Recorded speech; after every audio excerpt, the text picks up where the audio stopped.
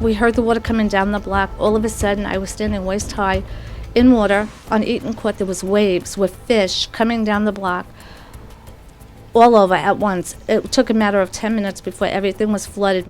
The water was just bursting into basement doors, busting the locks, busting the windows.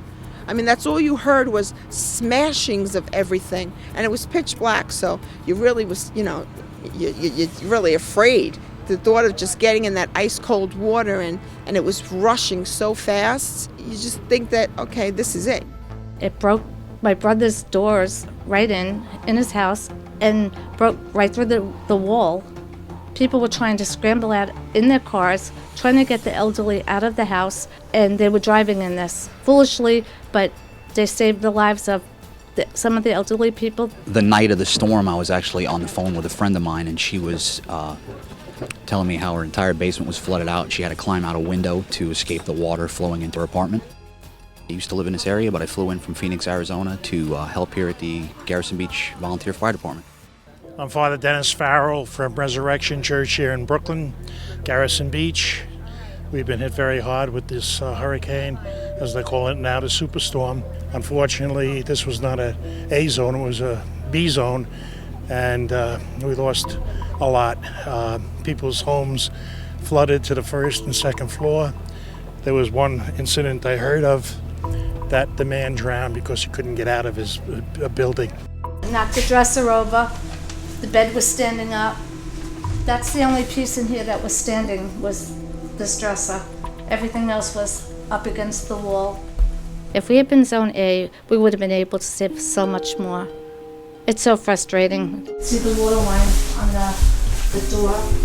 I have no house, and I'm living at my uncle's. He fared a little better than me with 3.5 feet of water. I was in waist-high water, rescuing my dog and my mother out of this block, and, I'm lucky to be alive. That's it. I got my life. Over 2,000 people have come in and gotten relief and clothes, etc. We were able to shelter for the evenings, like between 20 and 35 people. But it's thanks to the people here who have really come together. They opened their doors, they had hot food, warm place to stay, even though it was on a chair. I was staying on a chair, so what? I had someplace warm. Resurrection Church, I go every week, was never so crowded. There was so many people there. The priest was amazing. He was talking to us, trying to get us all together. It was overwhelming. It was so nice to see that.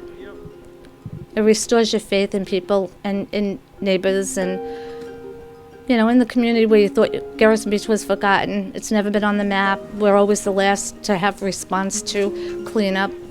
Not this time. There's people from all over. We had people from Chicago, Ohio, people from Tennessee. We had people from Philadelphia, Massachusetts, other volunteer firefighters come up to help with the volunteer services up here. We have 3 centers now working. People are picking up cleaning supplies. They're getting food, they're getting water. Because a lot of the water down here is undrinkable because of the floods and the sewage back up. We're surviving, and we're going to grow stronger for it. To see the state of the community at first was devastating, but to see the response of the people down in Gerritsen Beach was amazing.